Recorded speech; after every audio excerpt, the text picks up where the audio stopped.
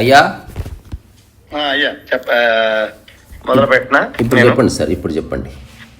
అయితే నేను మీ వీడియోలు కొంచెం చాలా సీరియస్ గా ఒక ఏడాది నుంచి ఫాలో అవుతున్నా. ఏడాదో 10 నెలలు అండి.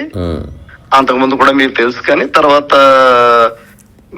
మీది వినడం మొదలెట్టిన తర్వాత కొంచెం క్లారిటీ రావడం మొదలెట్టి అప్పుడు సీరియస్ లిజనర్ అయ్యాను అనమాట. నేను మీతో కూడా ఇంతకు ముందు ఒక 3-4 సార్లు మాట్లాడానండి. అమలాపురం అని మాట్లాడాను.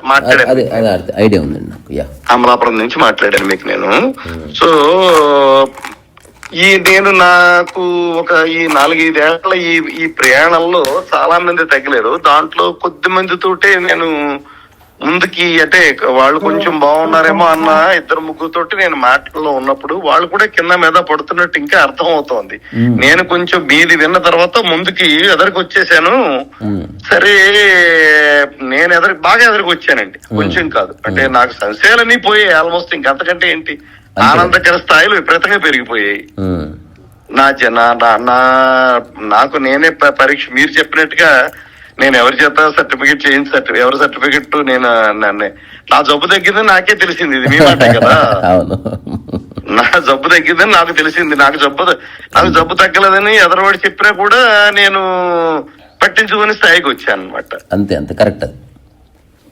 సో వీళ్ళకి కూడా పాపం వాళ్ళ జబ్బులు కూడా తగ్గుతాయేమో అని చెప్పి మీరు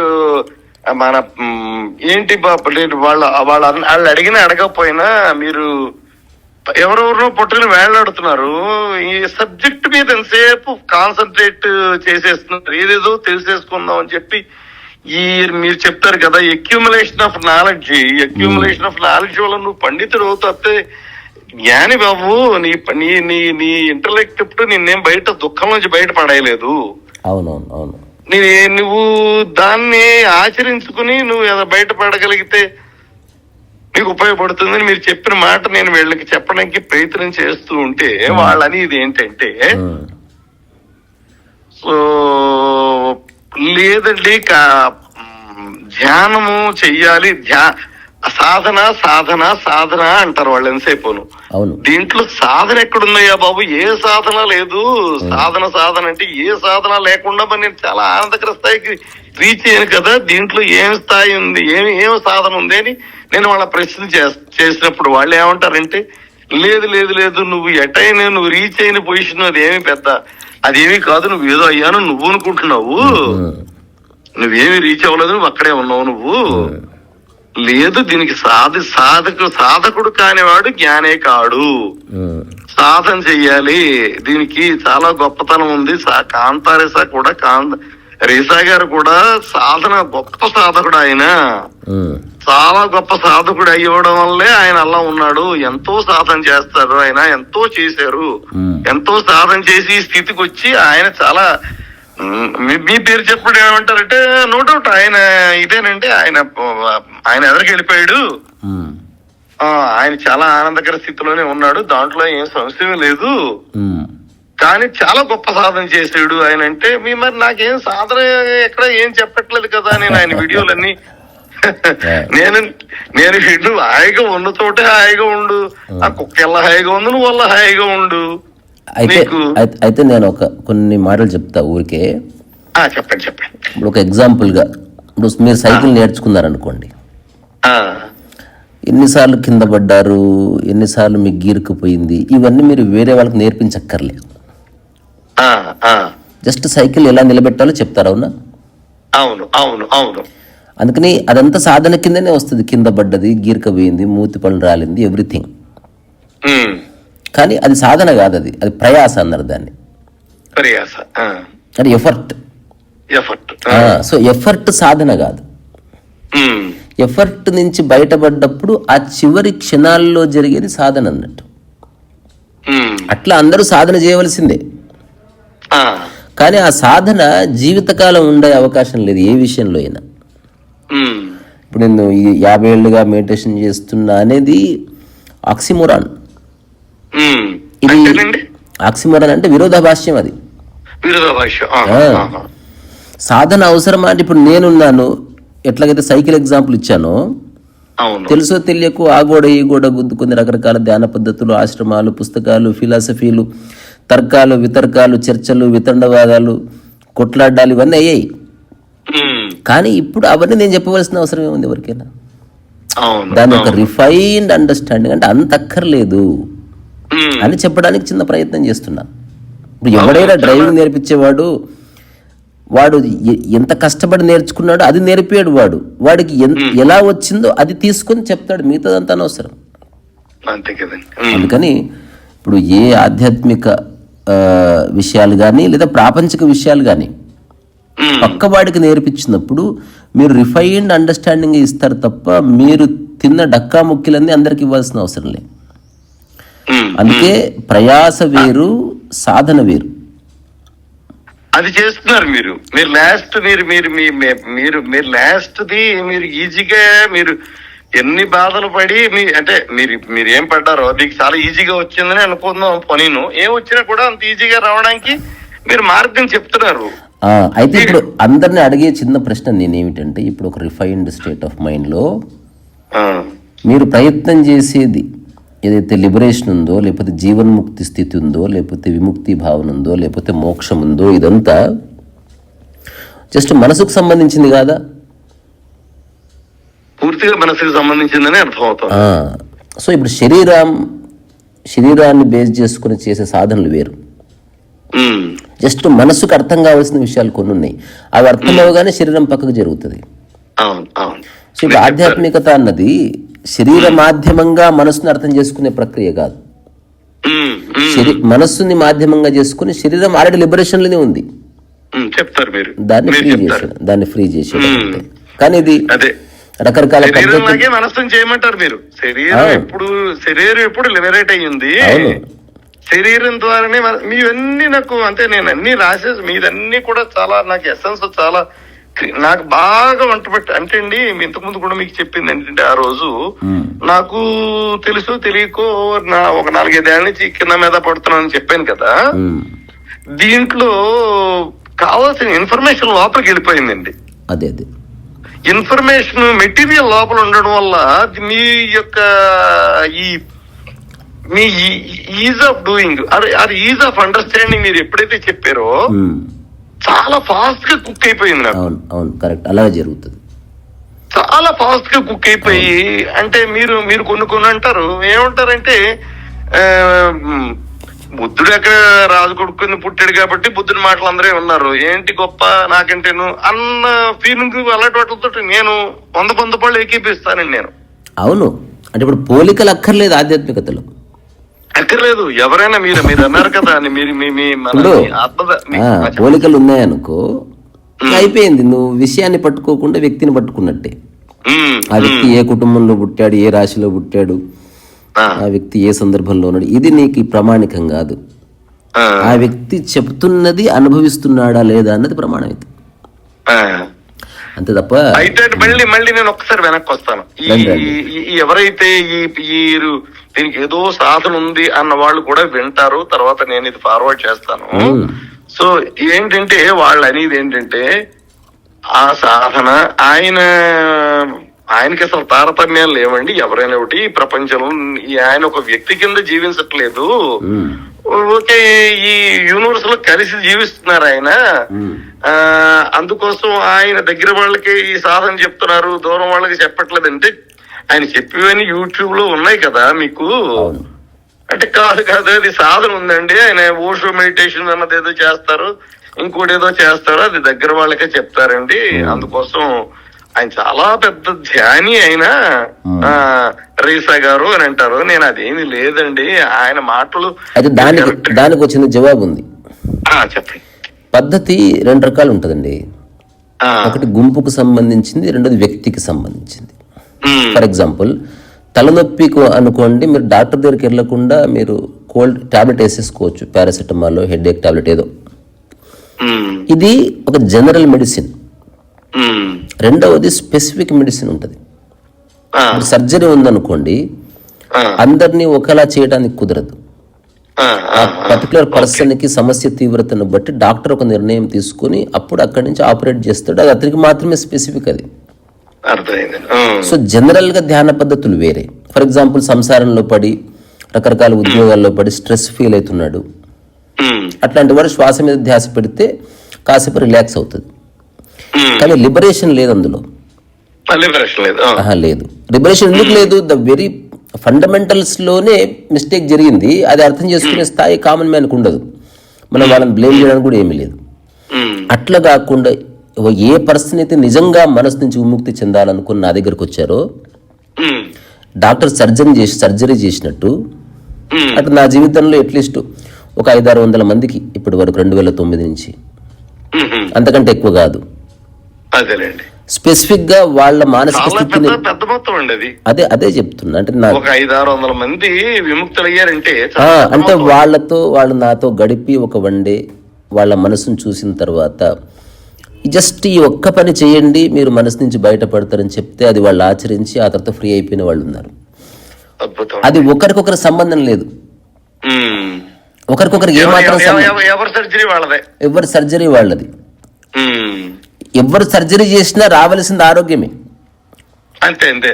అట్లనే పద్ధతి ఏదైనా చివరి మజిలి మోక్షమే ముక్తి. అది నీ యొక్క భయపడుతున్న స్థితే. ఆరోగ్యం మనకు భయపడుతుంది, మధ్య మధ్యన పోతుంది రకరకాల కారణాల వల్ల. అట్లాగే జీవన్ముక్త స్థితిలోనే జన్మించావు నువ్వు.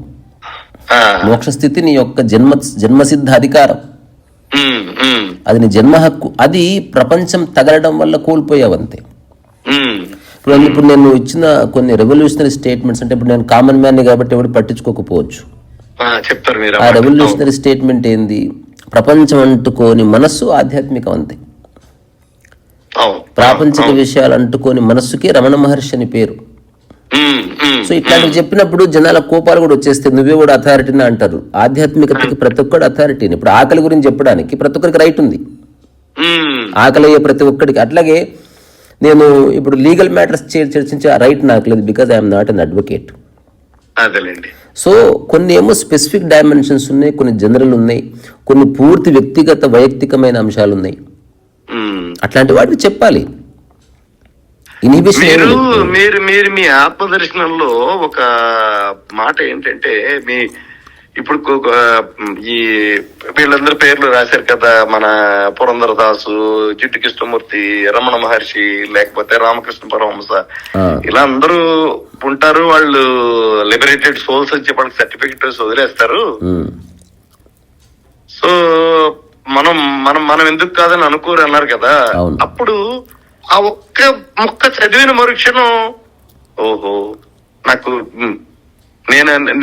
ఐఎమ్ వెరీ మచ్ ఎలిజిబుల్ అని చెప్పి నాకు వెంటనే వచ్చేసిందండి. ఎవ్రీబడి భూమి మీద సజీవంగా ప్రతి ఆకలి అయ్యే ప్రతి మనిషికి జ్ఞానోదయం అయ్యే హక్కు ఉంది.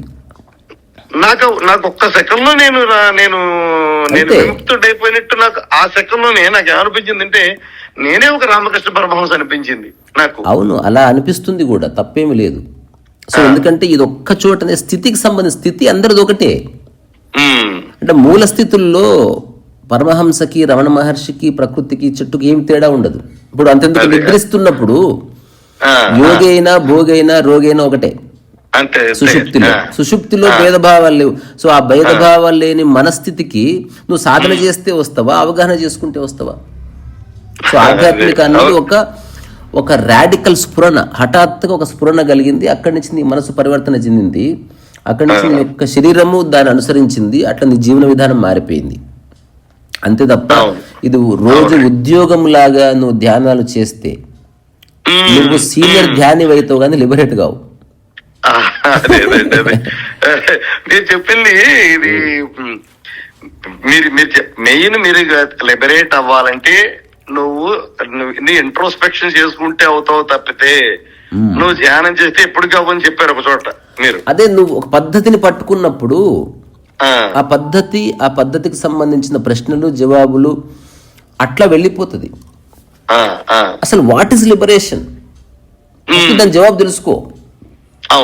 తెలుసుకోకుండా నువ్వు ఎట్లా దాన్ని అర్థం చేసుకునే ప్రయత్నం చేస్తావు? అంతే కదండి. సో నీ యొక్క మనసు, నీ ఆలోచనలు దేనికి బంధించి లేవు. అంటే అర్థమైంది, నీలో నా అనే భావనలు ఉన్నవి అన్నీ పోయాయి. ఇప్పుడు నా పెన్ను, నా చీపురు, నా భార్య, ఇట్లాంటివన్నీ నాలు ఎన్ని తగిలిస్తావో అన్ని దిక్కులు నీ మనస్సు యాక్టివేట్ అవుతుంది, అన్ని దిక్కులు నీ మనసు పరిగెడుతుంది, అన్ని దిక్కులు నీ మనసు బాధపడుతుంది, అన్ని దిక్కులు నీ మనసు ఆరాటపడుతుంది. అంత ఇరుక్కుంటావు, అంత ఇరుక్కు తాడు కట్టడం అంటే నీ ఇరుక్కు. ఉదాహరణకి నువ్వు స్తంభానికి నిన్ను కట్టేసుకున్నావు, నువ్వు ఇప్పుడు దూరం వెళ్ళాలంటే ఫ్రీ అయిపోవాలంటే ఏమిటి అసలు? కట్ చేసుకోవాలి కదండి, బంధాలన్నీ కట్ చేసుకోవాలి అంతే. ఒకవేళ నీవు కట్ చేసుకోలేకపోతే అప్పుడు ఎవరైతే కట్ చేస్తున్నారో ఆ సమయానికి అతను గురువు అవుతున్నాడు. గురువు నిర్వచనం అది. అంటే ఏది నువ్వెంత ప్రయత్నించినా నీ వల్ల కాని దాన్ని ఇంకొక వ్యక్తి చేస్తాడు. చాలా బాగుంది. అంతవరకు గురువు పని నీ మొత్తాన్ని పొద్దస్తమానికి ట్రైనింగ్ ఇవ్వడం కాదు, ఎక్కడ ఇరుక్కున్నావో ఆ ఒక్కటి చేసేయడం. కట్ చేసి పొమ్మనాలి. మీరు చెప్పేది మీరు పెట్టుకుని వాడిని తగిలించడం కాదు అంట. మీరు నాకు టోటల్ మొత్తం నాకు ఇవన్నీ చెప్పానండి, అన్ని కన్విన్స్ అయ్యారండి. మీరు చెప్పినన్ని చెప్పాలండి ఇంకొక అరగంట కూడా చాలదు. మీరు చెప్పినవన్నీ నా మైండ్ లో ఉన్నాయి, ఇవన్నీ కూడా చెప్పాను వాళ్ళకి, ఇవన్నిటికీ కన్విన్స్ అయ్యారు వాళ్ళు. ఒకటి చెప్పగలను, ఎవడైతే ఆధ్యాత్మికతని ఆలోచిస్తున్నాడో వాడు ఎప్పటికీ అర్థం చేసుకోలేడు, వాడు విశ్లేషించగలడు, ఆచరించలేడు, పండితులు అవ్వగలడు, మంచి పండితులు అవ్వగలడు. చెప్పారు కదా, మీ మాట ఏంటంటే మంచి పండితులు అవుతాడు, మంచి ఆశ్రమం వస్తుంది, మంచి గురువు అవుతాడు, అంతేగాని అవుతాడో లేడని చెప్పలేను అన్నారు. ఇప్పుడు అందుకే ఎవడైతే ఆలోచించకుండా, అతిగా ఆలోచించకుండా, అతిగా తర్కించకుండా జస్ట్ ఒక విషయాన్ని పట్టుకొని దాన్ని చాలా కాలం ఆచరిస్తూ పోయాడు. ఇంకా అట్లా ఆచరణలో చాలా రహస్యాలు తెలుస్తాయి. అంటే ఇదేమంటారంటే మనస్సు ఏకాంకితం అవ్వాలి. ఒక అంశాన్ని పట్టుకొని దాన్ని వదలట్లే, మిగతావన్నీ చేస్తున్నాడు, కానీ ఈ ఒక్క అంశం పట్ల వాడు సంపూర్ణ ఎరుక కలిగి ఉన్నాడు, దాన్ని నిరంతరం స్పృశిస్తున్నాడు, దానికి సంబంధించిన అన్ని సందేహాలు క్లియర్ చేసుకుంటున్నాడు. మెల్లమెల్లగా మనసు అనేది పక్కకు జరుగుతుంది. ఆ తర్వాత ఇంకా సాధన అక్కర్లే. ఇప్పుడు సైకిల్ వచ్చిన తర్వాత సైకిల్ ఎవడండి ప్రాక్టీస్ చేసేది? అంతే. సైకిల్ పట్టుకున్నప్పుడు కొన్ని ప్రశ్నలు వస్తాయి, ఆ ప్రశ్నలకు జవాబు కనుక్కునే ప్రక్రియనే సాధన. ఇప్పుడు ఇంకొకటి చూడండి, ప్రశ్నలు ఎలా ఉంటాయి. నేను సైకిల్ పట్టుకున్నాను అనుకోండి, మీరు అడిగే ప్రతి ప్రశ్న సైకిల్కి సంబంధించో లేదా ప్రయాణానికి సంబంధించో అయి ఉంటది. అంతేగాని చింతకాయ పచ్చడికి ఏ రోలు వాడాలండి అని అడగరుగా. అప్పుడు మరి ధ్యానం అడిగే ప్రశ్నలు ఏమిటి అనేది కూడా ఇంపార్టెంట్. ఏది పడితే అది అడిగితే నువ్వు ధ్యానం చేస్తున్నట్టు కాదు. ఏ ప్రశ్నలు అడగాలో ఆ ప్రశ్నలు అడుగు. ఏ ప్రశ్నలకు జవాబు తెలుసుకుంటే ఫ్రీ అయిపోతావో అవి తెలుసుకొని ఫ్రీ అయిపో. ఫ్రీ అవ్వడం అంటే ఏమీ లేదు, నీ మనసులోని ఆలోచనలకి వేటితోనూ బంధము లేదు. ఉపయోగించుకుంటున్నావు వదిలేస్తున్నావు కానీ తాళ్ళు కట్టేయలేదు దేనికి. ఈ చిన్న విషయాన్ని అర్థం చేసుకోవడం. ఇంకోటి చాలా మంది చెప్పారు, అంటే జనాలు అధ్యయనం కూడా చేయని కారణంగా ఇప్పుడు చాలా ఎఫెక్టివ్గా సోషల్ మీడియాలో వచ్చాయి కాబట్టి ఏమంటారు, క్రతువులకి అట్లాంటి వాటికి మైండ్ అట్రాక్ట్, సంథింగ్ ఏదో జరుగుతుంది అది కూడా నేను చేయాలని ఒక ఫీలింగ్ వస్తుంది. ఇప్పుడు ఉదాహరణకి ఇరికిడం అంటే ఎంతసేపు ఏదో ఒకటి చేయిస్తే అయిపోతుంది కదా.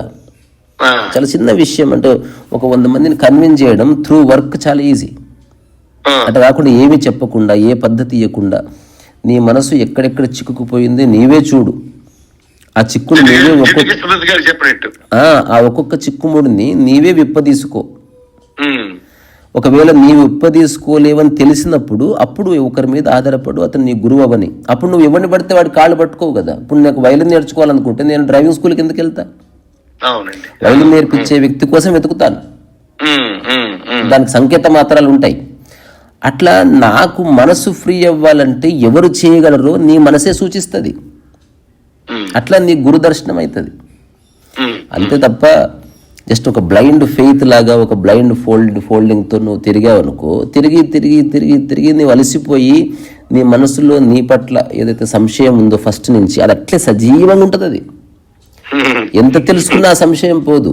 జస్ట్ నీ మనసుకు ఏ అంశాలతో తాళ్లను కట్టేసినావో అవి తీసేస్తే సంశయం వెళ్ళిపోతుంది.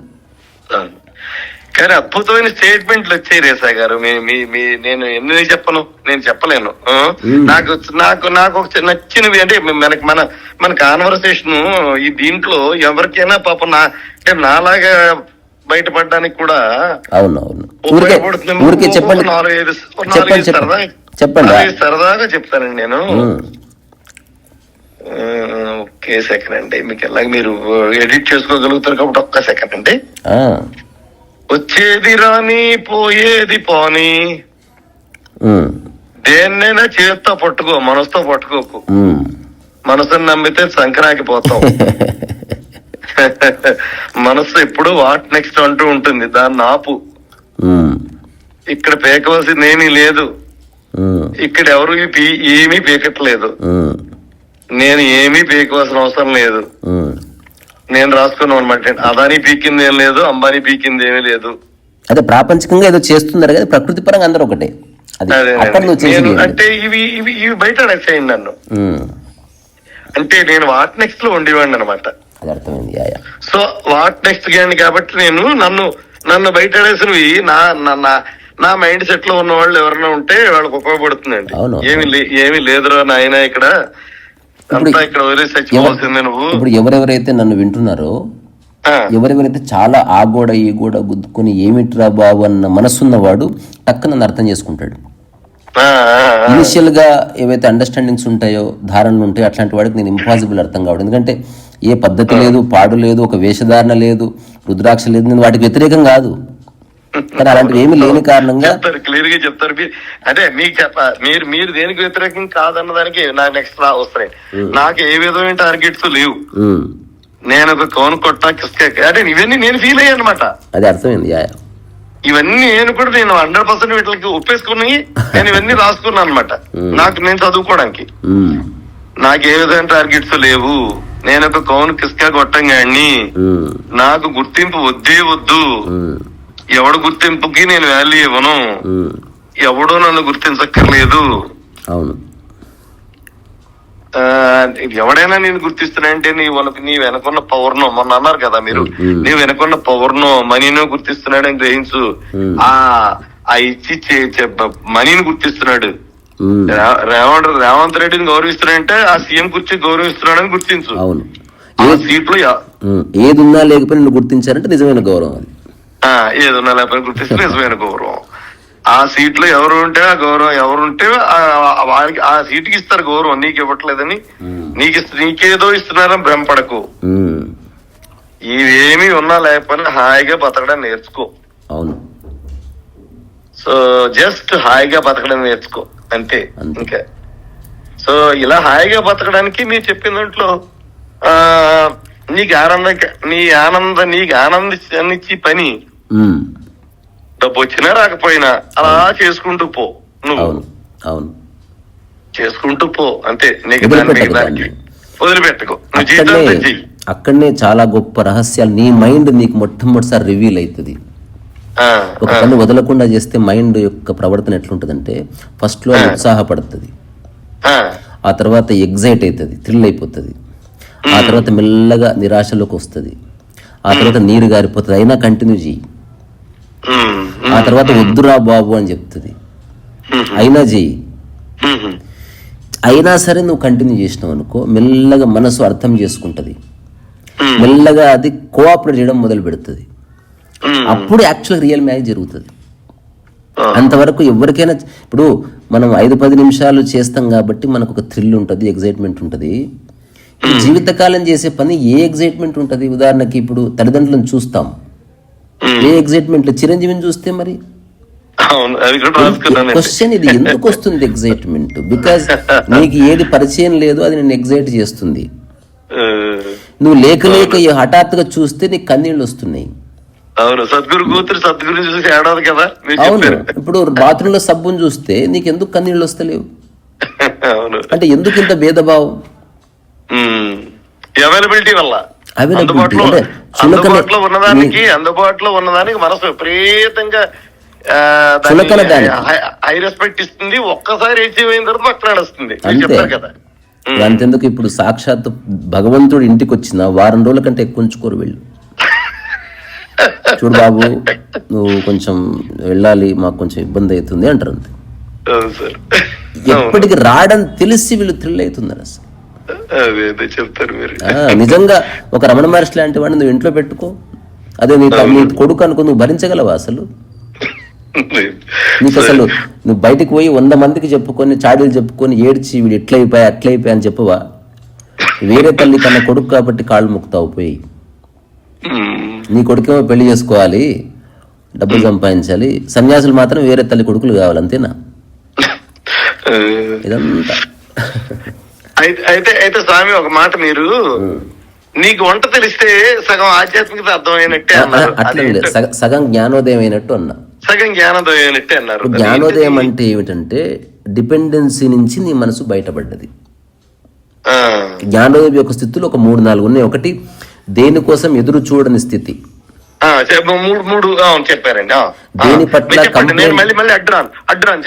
చెప్పండి. దేని పట్ల ఎదురు చూడని స్థితి, దేని పట్ల కంప్లైంట్ లేని స్థితి, పరచింతన లేని స్థితి, అట్లాగే డిపెండెన్సీ లేని స్థితి కూడా.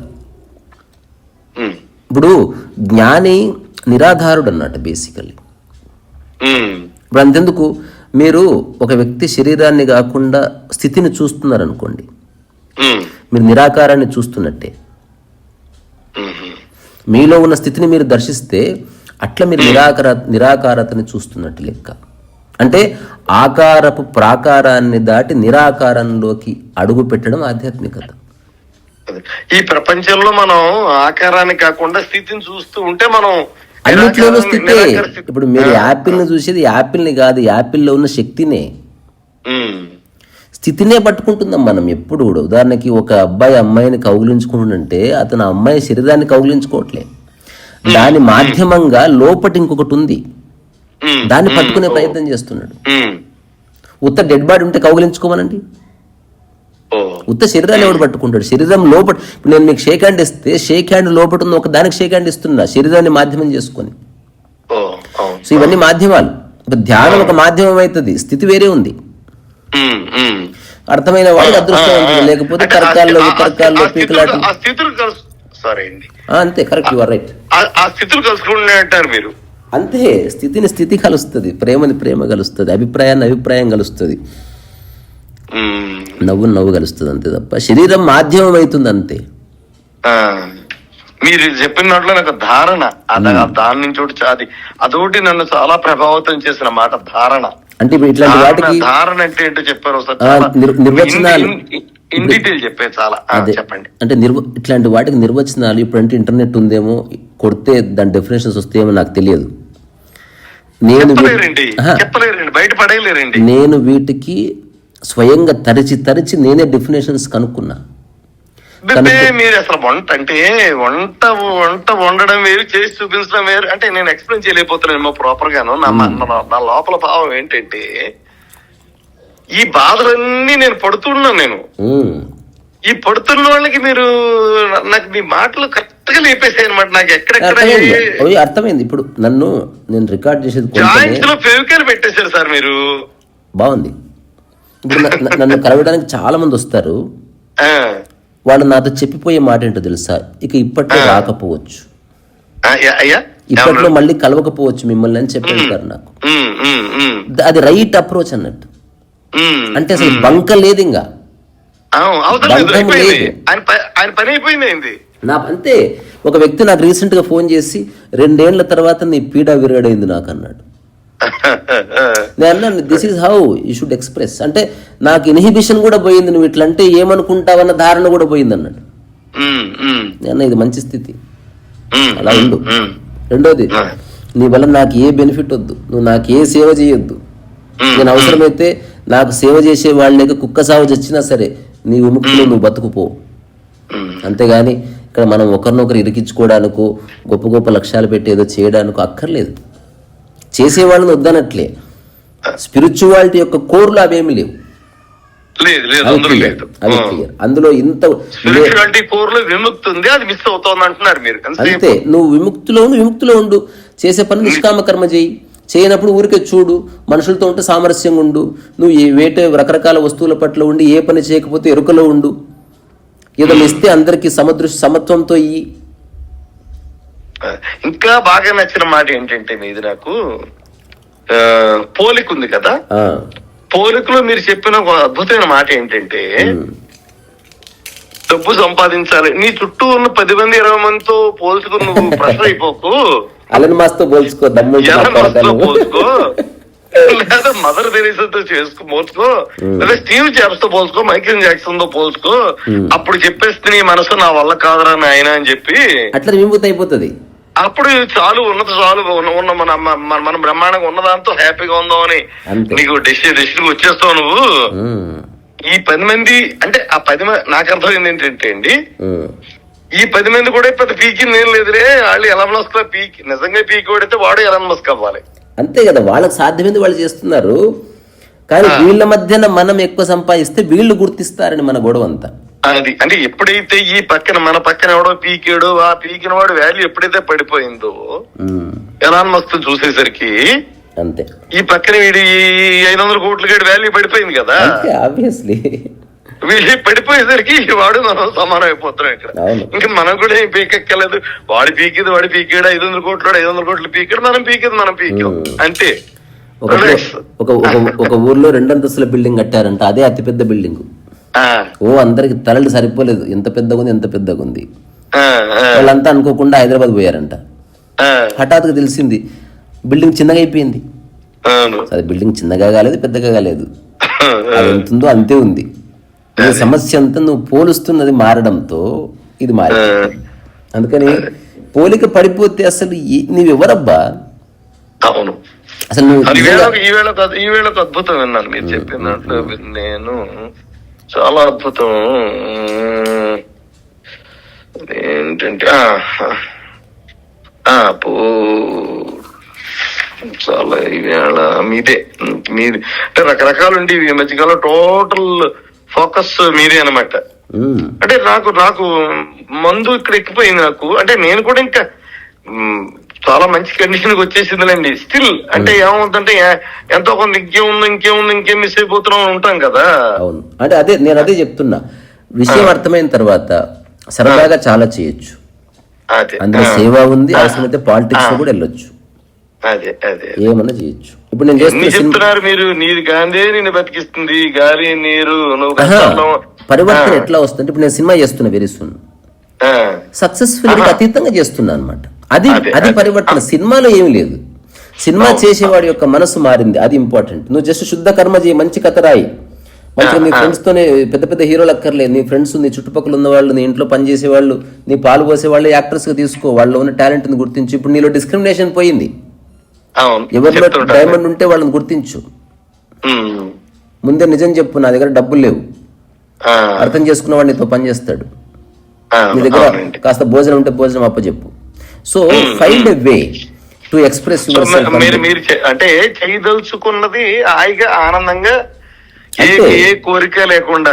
మీరు అంటుంటారు కదా, ఆడని మాని చూడని చూడకపోని నేను చేసేది నేను చేస్తాను. అలాగని విషయం తెలుసుకోకుండా చేయకు, అది మళ్ళీ మూర్ఖత్వం, మొండివాదన అవుతుంది. సినిమా కథ ఎలా రాయాలో అది నీకైనా, రాజమౌళికైనా, స్టీవెన్ స్పీల్బర్గ్ అయినా, ఫ్రాన్సిస్ ఫోర్డ్ కపూర్లకైనా ఒకటే, కింకి డక్ అయినా. సో ఆ మూలంలో మాత్రం నువ్వు కాంప్రమైజ్ కావద్దు. నువ్వు మిగతా అన్ని విషయాలు నీకు సంబంధం లేదు. ఇంకా ఇప్పుడు సినిమా తీయడమే లేదనుకో, నన్ను ఎవరో అడిగారు మరి మీరు ప్రొడ్యూసర్ ఎవరు లేకపోతే, అంటే నేను ఇట్లా కూర్చొని ఒక సినిమా కథ చెప్తా 2 hours అంతే, అది కూడా సినిమానే, ఆడియో మూవీ, లేదా దాని బొమ్మలు వేస్తూ చెప్తాను, లేదా ఒక్కొక్క సీన్ ఒక్కొక్క ఫ్రెండ్ తో చెప్పిస్తాను. నువ్వు అనుకుంటే ఎలాగైనా చేయొచ్చు. ఏది ప్రజలకు నచ్చుతుందో తెలియదు కాబట్టి ఇంతమంది రకాలుగా పనిచేస్తున్నారు. ఇప్పటి వరకు ఎవరికి తెలియదు సక్సెస్ఫుల్ మూవీ అంటే ఏందో, అందుకే ప్రయోగాలు చేస్తున్నారు. ఫార్మాట్ ఫర్ సక్సెస్ అన్నమాట. సో మూలంలో చెడకూడదు, సూపర్ఫిషియల్ ఎలా ఉన్నా ఓకే. ఇది ఎట్లుందంటే, నువ్వు మూలంలో ఆరోగ్యంగా ఉండు, జుట్టు దువ్వుకోకపోయినా పర్వాలే, కానీ జుట్టు బాగా దువ్వుకుంది లోపల లివర్ దుబ్బింది అనుకో, అది కరెక్ట్ కాదు. సో వీళ్ళకి మా స్నేహితులు అనుకున్న వాళ్ళ స్నేహితులు కానీ స్నేహితులకో లేకపోతే ధ్యానులు ఏదో ఒక చోట కలిసిన ఈ గుంపుకి చివరిగా ఏ ధ్యానం ఎదురా నాయన, ఏ సాధనాలు ఎదురా నాయన అని నేను నా మాట నేను చెప్తాను, అదే వినిపించండి. ఇదే ఎందులో ఉంటది. సో సాధన చేయవలసిందే, సాధనకు వ్యతిరేకము కాదు. కానీ ఏది నీ శరీర మనోధర్మాలకు అనువైన సాధనను అది గుర్తిస్తే త్వరగా సాధన పూర్తవుతుంది. లేకపోతే సాధన చాలా ఆలస్యం అవుతుంది. ఎగ్జాంపుల్, అందరికి షూ కావాలి అంటే మీరు చెప్పేదండి గుర్తించడే సాధన. అది కరెక్ట్ గా గుర్తించేవాడు, అది నీకు ఇచ్చేవాడు సరైన గురువు. ఇప్పుడు ఎగ్జాంపుల్, నీకు షూ కావాలి, ఏ షూ పడితే ఆ షూ వేసుకోకు. ఏది సరిగ్గా పడుతుందో అది వేసుకుంటే ప్రయాణం హాయిగా ఉంటుంది. లేకపోతే నీ దానికంటే చిన్న షూ వేసుకున్నావు అనుకో, ప్రతి అడుగులో తలనొప్పి, నువ్వు ఎక్కువ టైం పడుతుంది, ఎక్కువ నొప్పులు అవుతాయి, కాళ్ళు పగులుతాయి, చిట్లుతాయి, నువ్వు ప్యారలైజ్ కూడా అయిపోవచ్చు. చిన్న షూ నీ జీవితాన్ని నాశనం చేస్తుంది. అవునండి. అట్లనే ఒక అబద్ధపు లేదా నీకు సరిపడని పద్ధతి నువ్వు ఎట్లా ఆచరిస్తావు? కొందరికి బసిరిక సెట్ అవుతుంది, కొందరికి విపశన సెట్ అవుతుంది, కొందరికి జస్ట్ ఒక మాట వింటే రియలైజ్ అయిపోతారు, కొందరు చాలా చేస్తే రిలీజ్ అవుతారు, కొందరు యోగా ద్వారా రియలైజేషన్ వస్తుంది. సంహౌ నీకు ఏది సెట్ అవుతుంది? ఇప్పటి వరకున్న ధ్యాన పద్ధతులు కాకుండా figure out your own method, open your mind, అది చేయవలసింది. అందుకని మీ ఫ్రెండ్స్కి చెప్పండి, నేను ఎన్నో సాధనలు చేశాను, కానీ అవి సాధనలు కావని తెలుసుకున్నదంతా ప్రయాస మాత్రమే, ఎఫర్ట్. తడుముకోవడం అంటారు దాన్ని, ఇంగ్లీష్లో ఫంబ్లింగ్ అంటారు.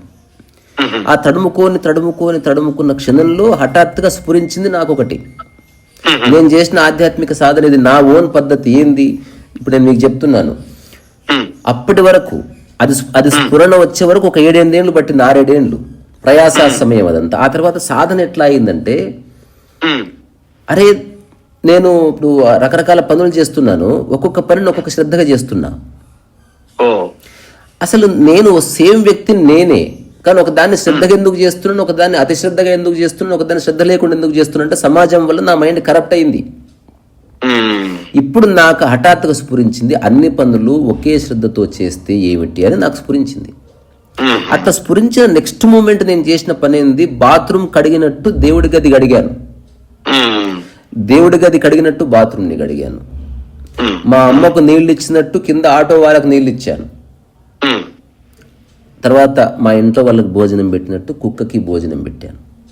నాలో ఏ మార్పు లేకుండా చూసుకోవడంతో ఎరుక అనేది మొట్టమొదటిసారి పరిచయం అయింది. అవేర్నెస్ అంటే కన్సిస్టెంట్గా నువ్వు ఏదైతే ఒకటి, ఉదాహరణకి ఎరుక అనే దాన్ని ఎట్లా నిర్వచించవచ్చు అంటే, ఏదైనా ఒక దీపం ఉందనుకో, దీపం చెదరకుండా చూసుకో అని చెప్పారు నీకు. ఇప్పుడు మీరు ఏమి చేయట్లే, జస్ట్ మీ దృష్టి దాని మీద ఉంది అంటే దాన్ని యథాస్థితిగా ఉంచడానికి మీరు చేసే ప్రయత్నం ఎరుక.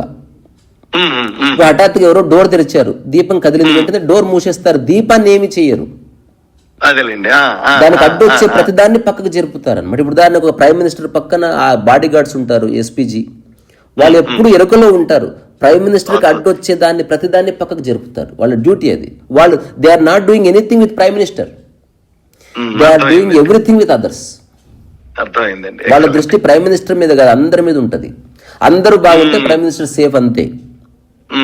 సో ఇప్పుడు ఈ ఎరుక ఏర్పడ్డది నాకు, అన్నిటినీ సమశ్రద్ధతో చేయడం వల్ల అసలు అన్ని పనులు ఒకటే అని తెలిసిపోయింది, అన్ని పనులు కలగలిసిపోయినాయి. ఇప్పుడు మీతో మాట్లాడే కంటే ముందు నేను పుస్తకం రాస్తున్నా, ఇప్పుడు అదే శ్రద్ధ కొనసాగుతుంది కాబట్టి రెండు వేరే వేరే పనులు కావు. ఇప్పుడు ఉదాహరణకి ఒక భోగిలో నుంచి ఇంకో భోగికి వెళ్ళారు, ఇప్పుడు ఒకటే రైల్లో ఉన్నట్ట, అంతే కదండి. అట్లా కాకుండా ఒక బస్సు నుంచి ఒక బస్సు ఎక్కితే 2 బస్సులు మారినట్టు. ఇది తప్పు. రైలు భోగిలో ఒక పెట్టెలో నుంచి ఒక పెట్టెలోకి వెళ్ళినట్టు నేను ఒక పందిలో నుంచి ఇంకో పందిలోకి వెళుతున్నా తప్ప నేను మారడం లేదు. అట్లా 2009 నుంచి నా శ్వాస స్థిరపడ్డది. నేను ఏ గొప్ప సాధన చేయలే, రకరకాల గొప్ప గొప్ప సాధనలు చేసి చివరికి చిన్న సాధన చేసి నేను ఫ్రీ అయిపోయినా. సమశ్రద్ధ నా సాధన, అత్యంత తేలికైన ధ్యాన పద్ధతి ఇది. అన్ని పనులు సమాన శ్రద్ధతో చేయి. ఫస్ట్ లో చాలా అంటే ఇది మొట్టమొదట్లో చాలా కష్టంగా ఉండొచ్చు, కానీ అది అలవాటు కష్టంగా ఉండదు, మెకానికల్ గా ఉంటది, యాంత్రికంగా ఉంటది ఇనిషియల్ గా. నేను కొనసాగించిన ఈ స్ఫురణ కలిగిన తర్వాత నాకు 4-5 ఏళ్ళు గడిచిపోయింది. ఎవరేం చెప్పినా వినలేదు. ఎందుకురా ఆ పనికిరాని అంట్లు కడుగుతావు, నువ్వు అంట్లను చూస్తున్నా, నా శ్రద్ధను చూస్తున్నా అని చెప్తుంటే పెద్ద పెద్ద గొడవలు అయినాయి. అంటే ఒక దాన్ని పట్టుకుంటే సమాజం నిన్ను యాక్సెప్ట్ చేయదు. తెలియకుండా నా మాట మారిపోయింది, నా కూర్చున్న విధానం మారిపోయింది. అంటే అందరిని ఒకేలా చూస్తావా అంటున్నారు. నేను చెప్పాను అందరిని ఒకేలా చూస్తా, అంతే, అయిపోయింది. అంటే అది ఇప్పుడు పెద్ద పెద్ద గొడవలైనాయి. నా ఫ్రెండ్స్ వదిలేసిపోయారు, నన్ను ఉద్యోగాలకి వెళ్ళి తీసేశారు, just because I'm showing equal. వాళ్ళు ఉంటారు కదా మీతో పక్కనే. సో నాకు ఓవరాల్ గా ప్రపంచం నన్ను వదిలేసిందేమో, కానీ ప్రకృతి నన్ను పట్టుకున్నది. అది మీకు అనుకోకుండా చాలా మేనిఫెస్టో అవుతాయి. మీరు ఇప్పుడు నేను అని మీరు చెప్తూ ఉంటారు కదా. మీరు ఇప్పుడు నేను శ్రద్ధగా మీతో మాట్లాడుతున్నా, అక్కడితో పూర్తయింది, వచ్చేది వస్తుంది, పోయేది పోతుంది, నాకు సంబంధం లేదు. నేను బుక్ రాశాను, సేల్ అయితే నేను రాస్తా అనుకున్నాను, ఇరుక్కుపోతాను. నేను ఒకవేళ బుక్ రాసి వెళ్తుందని చెప్తారు కదా మీరు. ఇప్పుడు నేను ఇంకో మాట, ప్రతి కర్మకి దాని ఫలితం ఏదో ఒకటి వస్తుంది. ఏది సేల్ అవ్వకపోవడం కూడా ఫలితమే. అదొక ఫలితం. నాతో మాట్లాడితే ఫలితం మీకు నోరు నొప్పి అనే ఫలితం కూడా రావచ్చు కదా. ఏదో ఫలితం ఏదో ఒకటి వస్తుంది, ఏదో ఖచ్చితంగా వస్తుంది. చాలా సంతోషం. మిత్రులకు వినిపించండి. నేను ఈరోజు మధ్యాహ్నం పెడతా, అందరికి వినిపించండి. వినిపిస్తానండి, తప్పనిసరిగా వినిపిస్తాను. మీకు అభ్యంతరం లేకపోతే మీరు ఒక ఫోటో పెడతారా నాకు? ఫోటో పెట్టమంటారా? మీకు అభ్యంతరం లేకపోతే అక్కర్లేదు, వదిలేసేయండి. Okay, right. వదిలేసి నేను ఇంకా కొంచెం గుప్తంగానే ఉన్నాను. నేను ఆనందంగా ఉన్నానండి. నేను ఆనందంగా ఉన్నాను. నాకు నేనేదో అయ్యానని మిగతా వాళ్ళు అనుకుంటున్నారు. ఎవరేమనుకున్నా మీరు ఏదేమిటో వచ్చేది మనకు పోయిదేం లేదు. ఎవరో అనుకున్నంత మాత్రం అయ్యింటే చాలా బాగుంది. మీరు అంటారు కదా యూట్యూబ్ మిత్రుడు అని పెట్టున్నారు కదా, అంతే, పెట్టేసేయండి. ఓకే, మంచిది. నమస్కారం అండి, చాలా సంతోషం. చాలా సంతోషం. నమస్కారం.